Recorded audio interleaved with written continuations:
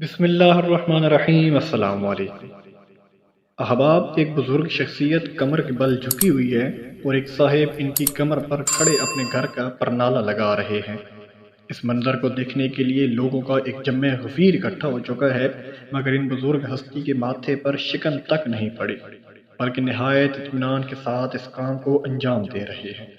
یہ بزرگ ہستی کوئی معمولی انسان نہیں، بلکہ اپنے دور میں دنیا کے طاقتور ترین حکمران حضرت عمر فاروق رضی اللہ عنہ ہیں، جن کی کمر پر رسول اللہ صلی اللہ علیہ وآلہ وسلم کے چاچا حضرت عباس کھڑے اپنے گھر کا پرنالہ لگا رہے تھے۔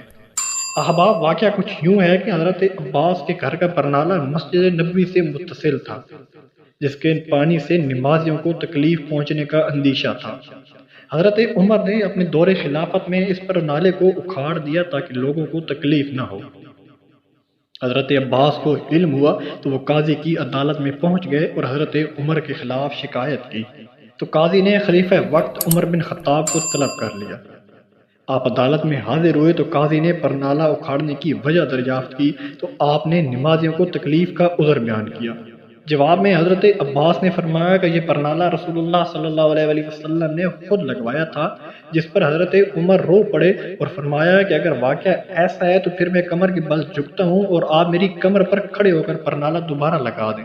چنانچہ ایسا ہی ہوا۔ اس کے بعد حضرت عباس نے وہ مکان مسجد کی توسیع کے لیے وقف کر دیا۔ ناظرین، ایک وہ ہستیاں تھیں جن کے ہم نام لیوا ہیں کہ ان کے عدل و انصاف پر غیر مسلم اور جانی دشمن بھی رشک کرتے تھے۔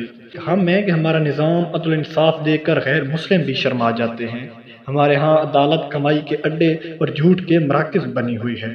عدالت کا رخ کریں تو جج سے لے کر اسلام فروش تک ہر شخص پیسے بٹورنے کے در پہ ہے، چاہے اس کے لیے کوئی بھی راستہ اختیار کرنا پڑے۔ جج طرفدار ہیں اور فیصلوں میں اپنی ذاتی پسند و ناپسند یا کسی کی دباؤ کو مد نظر رکھتے ہیں۔ وکیلوں نے جھوٹ بول بول کر اس پیشے کو بدنام کر رکھا ہے۔ وہ اپنے معاوضے کے لیے مجرم کو معصوم اور معصوم کو مجرم ثابت کرنے کی کوشش کرتے ہیں۔ حقیقت معلوم ہونے کے بعد جج انصاف پر مبنی فیصلے نہیں کرتے اور جانتے بوجھتے ہوئے کرائے کے لوگوں کے بیانات بھی سنتے ہیں۔ عدالتی نظام انتہائی ناقص ہے، جس پر کوئی بھی اعتبار کرنے کو تیار نہیں۔ یہی وجہ ہے کہ ملک میں بد امنی، افراتفری اور انتشار پھیلا ہوا ہے۔ اگر صرف عدالتی نظام درست ہو جائے تو سب خود بخود ٹھیک ہو جائے گا۔